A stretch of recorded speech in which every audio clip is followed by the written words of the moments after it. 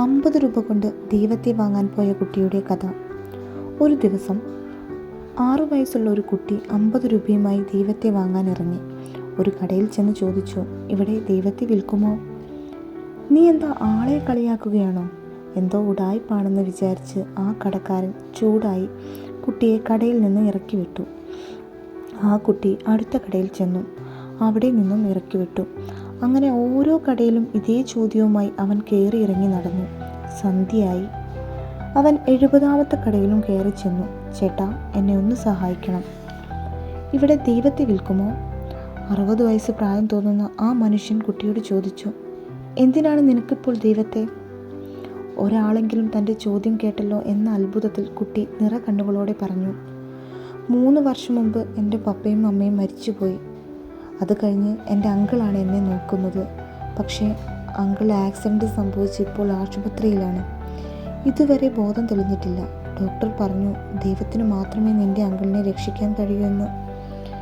കുട്ടി വിചാരിച്ചു ദൈവം എന്തോ ഭയങ്കര അത്ഭുതമാണെന്ന്. അതുകൊണ്ട് കുറച്ച് ദൈവത്തെ മേടിച്ച് അങ്കിളിന് കഴിക്കാൻ കൊടുക്കണം. എൻ്റെ അങ്കിളിനെ രക്ഷിക്കണം. ഇവിടെ ദൈവത്തെ വിൽക്കുന്നുണ്ടോ? കുട്ടിയുടെ നിഷ്കളങ്കത കണ്ട് അയാൾ കുട്ടിയോട് ചോദിച്ചു, നിൻ്റെ കയ്യിൽ എത്ര രൂപയുണ്ട്? 50 രൂപ.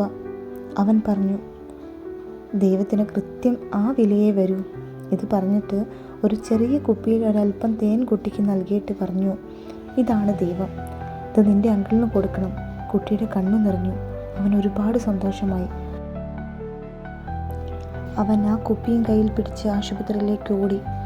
ആശുപത്രിയിലെത്തി സന്തോഷത്തോടെ വിളിച്ചു പറഞ്ഞു, ഇതാ ഞാൻ ദൈവത്തെ കൊണ്ടുവന്നു, എൻ്റെ അങ്കിൾ രക്ഷപ്പെടും. പിറ്റേ ദിവസം രാവിലെ വലിയ മെഡിക്കൽ ടീം ആശുപത്രിയിലെത്തി.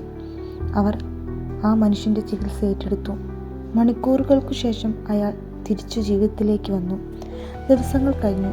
ആശുപത്രിയുടെ ബില്ല് വന്നു. അത് കണ്ട് അങ്കിൾ ഞെട്ടി. പക്ഷേ ആശുപത്രിയിൽ നിന്നും ഒരു അറിയിപ്പും വന്നു, ഒരബദ്ധം പറ്റിയതാണ്, ബിൽ മുഴുവൻ ഓൾറെഡി തീർത്തതാണ്. ആ മനുഷ്യൻ അത്ഭുതമായി. അയാൾ ആ കുട്ടിയോട് ചോദിച്ചു, എന്താണ് സംഭവിച്ചത്? കുട്ടി നടന്നതെല്ലാം പറഞ്ഞു. ദൈവത്തെ വാങ്ങാൻ പോയതും തനിക്ക് ദൈവത്തെ മനുഷ്യൻ്റെ കടയുടെ കാര്യവുമെല്ലാം. ആ നാട്ടിൽ വെച്ച് ഏറ്റവും വലിയ പണക്കാരനായിരുന്നു അദ്ദേഹം. അങ്കിൾ ആ മനുഷ്യനോട് നിറകണ്ണുകളോടെ നന്ദി പറഞ്ഞു. ആ മനുഷ്യൻ പറഞ്ഞു, എനിക്കല്ല നന്ദി പറയേണ്ടത്, ഞാനല്ല നിങ്ങളെ രക്ഷിച്ചത്. നിങ്ങൾക്ക് വേണ്ടി കയ്യിൽ 50 രൂപയുടെ നോട്ടുമായി ഒരു ദിവസം മുഴുവൻ ദൈവത്തെ വാങ്ങാൻ കടയിൽ കയറി നടന്ന ഈ കുഞ്ഞാണ്. അവൻ്റെ നിഷ്കളങ്കതയും സ്നേഹവും നിറഞ്ഞ ഹൃദയമാണ് നിങ്ങളെ രക്ഷിച്ചത്. ദൈവത്തിൻ്റെ വില എന്ന് പറയുന്നത് ഒരു നല്ല ഹൃദയമാണ്. ഒരു നല്ല ഹൃദയത്തിന് മാത്രമേ ദൈവത്തെ വാങ്ങാൻ കഴിയൂ. മറ്റുള്ളവർക്ക് വേണ്ടി നമ്മൾ നടത്തുന്ന കൊച്ചു കൊച്ചു യാത്രയ്ക്കിടയിലാണ് നമ്മൾ ദൈവത്തെ കണ്ടെത്തുന്നത്, ദൈവത്തെ സ്വന്തമാക്കുന്നത്.